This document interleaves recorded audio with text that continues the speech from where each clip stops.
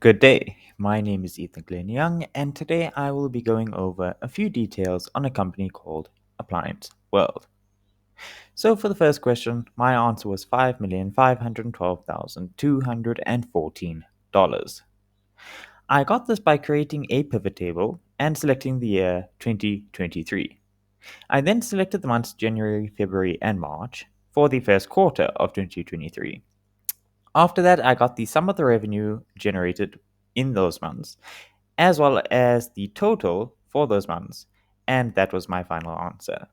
You can see here that January and March were nearly the same in revenue, so they show up as being 32% each. As for February, it was a little bit bigger, and that's why it ended up being 36%. For question 2, my top answers were dishwasher, air fryer, slow cooker, blender, and electric grill.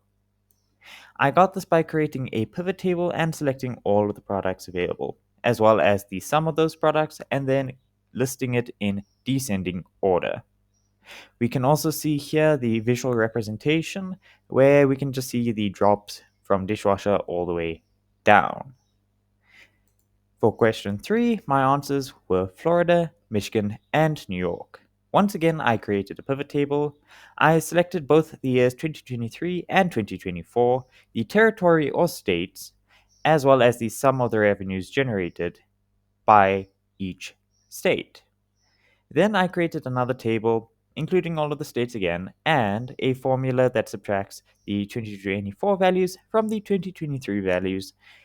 Once that was complete, I listed it in descending order to get the states with the highest difference in revenue or the greatest growth. For question 4, I had these salespeople as my final answers. All I did was I selected the year 2024 in my pivot table, as well as the 3 states I listed here: Florida, Michigan, and New York.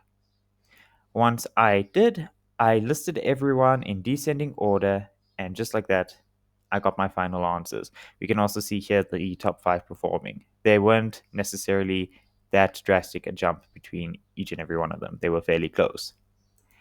And then for my last question, question 5, my answers were the electric grill, the washing machine, air purifier, coffee maker, and the clothes dryer.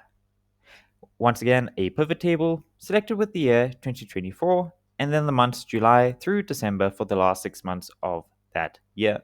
In addition, I included the count of the units sold, so that way I got the total number of units sold per month and each and every one of the products.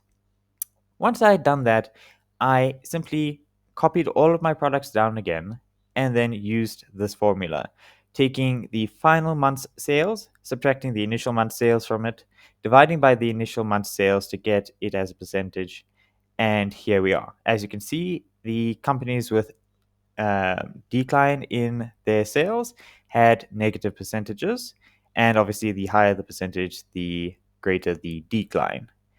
And here we can also see it again, just a nice little representation showing how things dropped by each product. And that's it.